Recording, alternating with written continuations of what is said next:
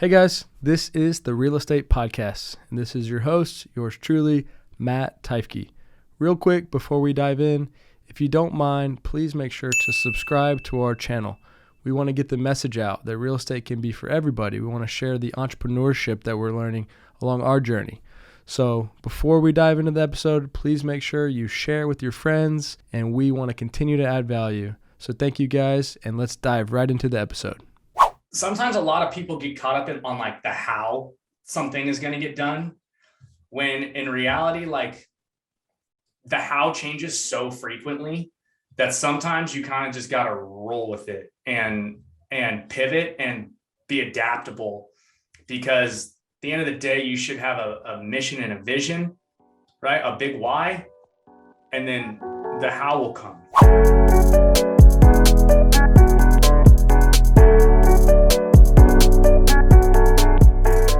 All right, guys, welcome to the Real Estate Podcast. Matt Teifke, Pierceson York, man. Happy to have you here, dude. How are you doing today? Good. How are you, Matt? I'm good. Are you staying busy out there in the real estate world and everything you got going on? Oh, it's bananas out here. Love it. Everything's crazy. Talk to me. What's going on? What do you got in the works? Where do you want to start? What's the fun stuff? Houses in the desert right now are going, used for 150 grand like a year ago, are selling for 600, and they're like 800 square feet. Wow. They're like, what are people buying them as, like primaries or rentals? People are buying. Oh, the rental game is insane out there. Like there's a place called Joshua Tree, and it's like in the middle of the desert. And I guess people are like leaving there because of COVID, and it like blew up. And the Airbnb is phenomenal. There's like a national park out there, but yeah, man, there's some Airbnbs that are $400 or $500 a night, and they're fully booked. Like, I didn't even know where it was a few days ago until we got a deal out there. But I was trying to move. I'm like, where is this place? I've heard a lot about it. It seems like a cool place. I'd like to check it out. Yeah, good reason to get out there and go peek. So there you go. Well, cool, man. So what we're trying to do is like bring some straight value here. So I'm just gonna ask you like pretty direct questions, and you could do the same if you want, but we'll just, I'm trying to figure out how to give real value, capture the audience and let them be like, hey, you're here for a reason. Let's give you some value. So I guess, just give a quick overview on kind of what you do so everyone kind of knows. Yeah, absolutely. So I've been in real estate for about 5 years doing deals here and there. I latched on with a good friend and mentor of mine, Brett Schwartz, who has a company called Capital Gains Tax Solutions, and we leverage something called the deferred sales trust. It's an alternative to a 1031 exchange. It helps defer capital gains tax on the sale of any highly appreciated asset, business, stock, real estate, crypto, primary home, you name it, we can do it. And it gives the ability to diversify. So you can sell real estate and go into Bitcoin, or you can go to stocks, or you can do both, or you can go back into real estate when you want. You can sell crypto and go into a business. You can sell a business, go into crypto. It doesn't matter. So you're not limited like you are with a 1031. There's no time constraints. There's total flexibility and freedom. And so, over the past few years, I've really been diving in and studying the structure, and I'm now leveraging that down here in Newport Beach and trying to convince these super wealthy primary homeowners that are trying to sell and kind of exit California. Hey, this kid knows a trick that even your fancy people don't know, and that's a hard sell right now. So, but yeah, that's the strategy. We can use the deferred sales trust to create leverage in either the listing side if you're an agent, or if you're looking for deals, and people have super highly appreciated assets that they want to sell. You can kind of come in with a little bit of a lower offer and still have them net more at the end of the day, leveraging something like this. And so there's multitudes of ways that you can leverage and use this in order to provide a bunch of value to the client at the end of the day. And so we can kind of dive into some of those ways if you want to talk about that. That's cool. Well, we have the one with Brett that I think is going to have a ton of info Definitely. on. And I think it's cool. I think your background's cool. We're, 5 years in, agent, but also doing that side of the business. What we wanted to try to do is like a kind of rapid fire type straight value. We're going to pull out some clips from this to give the people as well to put on Instagram. So let's just jump in. So getting started, what was that first year like, as far as what are the things that you really dove in on that made you find success and hang on within real estate? Because everyone gives up in that first year. Like, what was it that kept you going? It's finding deals, really. Finding deals. It's finding deals. I mean, if we didn't find the deals that we found, like we wouldn't be able to do what we're doing. Yeah, that's good. A lot of cold calls and creating your own luck and whatnot, and then a lot of luck. What's your process cold call? Like the way I do it, man, is see if they have time, establish some credibility, build some trust, figure out what's important, throw things out there like options and figure out some information. How do you go about it? Depends on who I'm calling and why I'm calling them, so like today I was making cold calls and I'll be honest, like I just got my like teeth kicked in. Like people did not want to hear what I had to say today, Yeah. And some days I feel like I'm on, some days I'm not as on. And like there's times when the cold call goes really well, and you get told no, 100 times or whatever it is, but then one guy calls you back, is like, that sounds interesting. So that's kind of what happened today. One guy called me back, was like, I'm interested in what you have to say. So I think it's just consistency. And I mean, obviously like practicing your script and having that like nailed down, your objections and all that kind of good stuff. Yeah. Right? And it sounds like you have done a good job of not getting discouraged, because it's hard, man, when people punching in your teeth, kicking in your teeth, whatever, like negativity. And like, you got to move on from that. But I've been brought down by that. And I think I'm a little bit removed. I think it's just having tough skin, like I was blessed, like growing up, to have a bunch of really good friends whose sole purpose in life was to like bring you down. and so like, if you showed weakness, it was done. And I think that really kind of like gave me a really like kind of tough, thick skin, to where it's like, people are going to tell me no. It's like, all right, like NEXT baby, let's move. Dude, it's funny. My friends are like that too. And I always get like, what? I was like thinking about it, like, why do we always got to knock each other? And then I was like, you know what? It's actually really good. Like we keep ourselves humble. Like anytime anyone, and we've known each other forever, it's like you have a little confidence and like it'll bring you down real quick. So I'm like, thank you guys for keeping me humble. Yeah. So if you need value, go find some friends that'll bring you down and keep you humble. There you go. All right. What's like some of the best advice or best quotes, things that you really hold true to yourself? Oh, the best advice. All right. I'll give you two. The first one is build your life on truth. Build your life on some foundation that's rooted in truth, like the real truth. So, I don't want to get super spiritual or whatever, but definitely building that foundation on the rock is absolutely the best advice I could ever give. Amen. The second thing is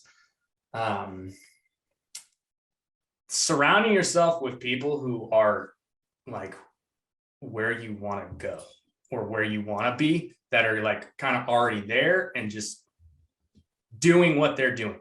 Right. Modeling the success, I guess, instead of trying to like totally reinvent the wheel, just rip off their stuff. Yeah. What are things that you do on a consistent basis? Are there things that you do like, hey, I got to get up at this time, I got to go to the gym, I got a cold call from this time? Like, is there anything that you continuously do and then try to build on top of that? Yeah. So that's actually something, as far as this year, that I'm really focusing on is getting more disciplined and like regimented in my like scheduling and using out my stuff. So definitely waking up early, trying to get myself like centered in the mornings, without the kids running around and screaming and all that kind of stuff, have that time to, dive into some scripture or whatever, and then just kind of get myself going. And then, it's this year's focus is being consistent, like, and doing things more consistently. Cause the consistency that is going to compound. So, as far as like that's concerned, I don't have like my set hours that, oh, this is my cold calling hours, these are my things. Like that's something I'm striving towards right now. But right now it's like, hey, like I'm working on this particular thing. Like I'm trying to focus on this particular thing and do Right. it. What is your what's your goals with business? I know, you're very strong in your faith, but like, is there a clear goal, or is it let me just enjoy the process and love what I'm doing? Is there a finish line or anything like that? I don't think there's ever a finish line. Yeah. The finish line always moves. That's the Yeah, problem with the finish line, I agree. Is there So, an immediate goal, like, in the next, I want to have do you say like, I need my sales volume at this or anything like that? I got 2 deals right now that I really want to close. Love it. Like those are kind of like my main focus. They're 2 commercial buildings that I'm trying to just like go. They're pretty complicated buildings, and so I'm having to like learn a lot about them. But 2 listings, and they're high dollar value buildings. So I'd really like to move those. Those are kind of like my main goals right now. I love it. What is your definition or the way you view success? Success is different for everyone, isn't it? Yeah. I think at the end of the day, right, if I can look back on my life and not have like the regrets that everyone says that they have, oh, I wish I would have done this. I wish I would have spent more time with my kids. I wish I would have done this. If I can look back on my life and be like, hey, like no regrets, like I'm good to go, Like at the end of the day, I think it's about just maintaining that joy, because you work hard for all this stuff, and sometimes you miss. Like we just moved to the beach, and we're like on the beach, like a couple houses from the sand, and it's just so nice, like going out there. It's 85 degrees right now and sunny, SoCal, California. The water's beautiful. Like it's just amazing just to sit back and just like enjoy like where you are sometimes. And I think that a lot of people can get kind of, I don't know, derailed with how, oh, I have these goals I need to hit and all this stuff. And that's all great and fine. But, at the end of the day, you can't take it with you. So. Yeah, absolutely, man. Yeah. Do you go out there to the beach at night a lot? Sometimes when it's not freezing. Yeah. Like in the summertime, it's better. Well, you're in Cali, man. It's perfect weather. Yeah, it can, you get, you have friends that make you have tough skin. Well, when you live in Cali, it's soft, man. you get real, you get real wimpy. Yeah, that's funny. I love going on a walk at night. Me and my wife, it's weird. We go on walks like every night, and doing it on the beach is like the ultimate. Walks on the beach. The thing is, you got to bring your kids, and then it's just a huge mess. Yeah, right. Because I gotta go bathe them and stuff again. So, maybe we'll get a babysitter and go out and do that. But I got a question for you. So, come on. What's your goals with this podcast? There's a lot of things we get out of it. But if people have noticed, we're very entrepreneurial with it. Like we have cannabis guys. I'm having my pastor come on next week, real estate. So, we're trying to grow our business. The way I view it is, one, we get to learn, we get to meet people, build relationships. I just had the CEO and co-founder of Zillow on right before this. Nice. Get to hear from him, learn, build a relationship. And then we have marketing and branding material. So it's all around like just win, learn, grow, build, have content. But we do truly want to provide as much value as we can for entrepreneurs, give people an insight into people like yourself, how people think, how people grow. And like you said, there's no finish line. So we're having fun. We love it. You're like a friend now. We've done this twice, and we've never even really met each other in person, but this is cool, right? Like I feel like we kind of know each other. If you ever come to Austin, I'd love to get to hang out with you. Yeah, absolutely. So it's business, but it's also fun, and just try to make our impact the best way we can. So I mean, I've since we've interviewed each other a couple of times, like you guys have built a really successful brokerage. Thank you. What do you think is one key that you guys have done consistently that have got you there? We're very clear on the vision. we really want to add as much value as we can for people, and we live by that, and we're consistent. That's the thing that I realize and believe is like everyone is so short term, and I'm not knocking them because there's so much opportunity and there's so many things you can do. But we're the guys that have been here. We're going to be here. I look at what people are doing all the time and I can just tell like they're not going to be around doing that. And like we're confident and stable as far as what the mission and the goal is. We want to be the brokerage where agents get more for themselves. I'm not a competing broker anymore. We pass out all our leads, let people build their own brand, their own team, and try to get around good people and grow together. And it's something that is pretty special. It's a good culture, a good energy, and people are loving it, man. And I'm just big on betting on people. We want to have, I don't want to cycle through people. I want to be working with the same people 20, 30 years from now. Maybe we're living in different areas or whatever it may be, but we have that trust and it goes a long way. Everyone says family, but it is. And like, yeah, we're driven, but we also want to have fun with it. So, I see, like I was saying, like I see people all the time start YouTube channels and like, then they're gone and like, we're not going to be gone. We're going to be doing this in 10 years. And there's something that if you keep doing that, like people respect it and they want to be around it. And we're blessed to have good people and, a lot of support. It's not one person, it's a group. And, it's pretty special, man. Yeah. It seems like it's a real good fit over there. Real good spot too. I'm kind of jealous you're in Texas. Thanks, man. What would be your biggest piece of advice for entrepreneurs? Could be real estate specific or just entrepreneurs in general. Like what, it doesn't have to be one thing, but what are some things that you would want to say to them? To entrepreneurs. I think a lot of entrepreneurs, I understand that you're going to fail, like initially, probably a lot, and so don't be afraid to try new things, because those are just learning experiences. That's going to help you find the thing that's actually going to take off. So just not quitting when you get kicked in the teeth, because if you don't have that, like, I don't know, tenacity or grit or like that thing that's like driving you, that big why, I guess, right? Like having that big why when you have that vision.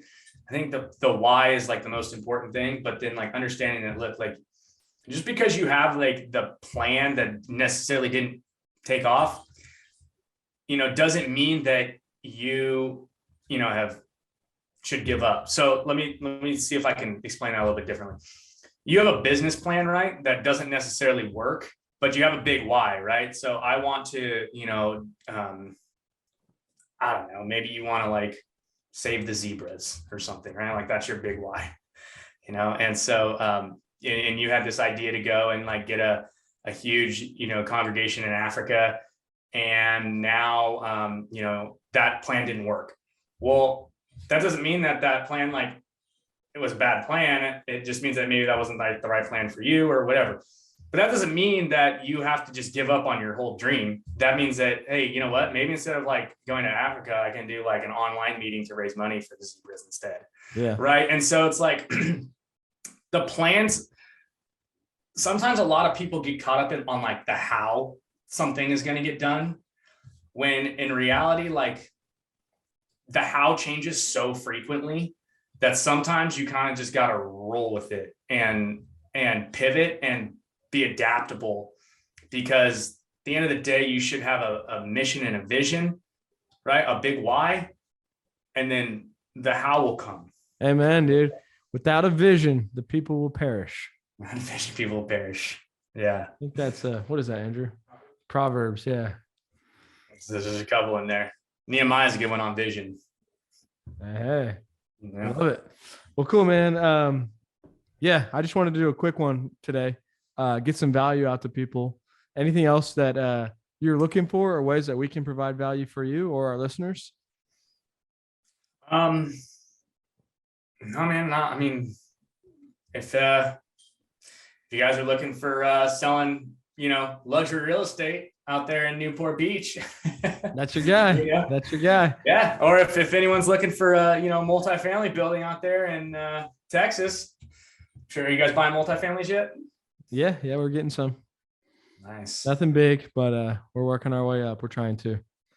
All right. So if you guys have off-market deals, there you go. Cash buyers. I love it. Well, Pierce, man, I appreciate you, man. I love your energy. I love your passion and spirit and faith. And I hope you get those commercial deals done. Oh, thanks, man. Appreciate it. Yeah. Thank you, guys. Pierceson York, Matt Teifke, Real Estate Podcast. We're out. See you, Matt.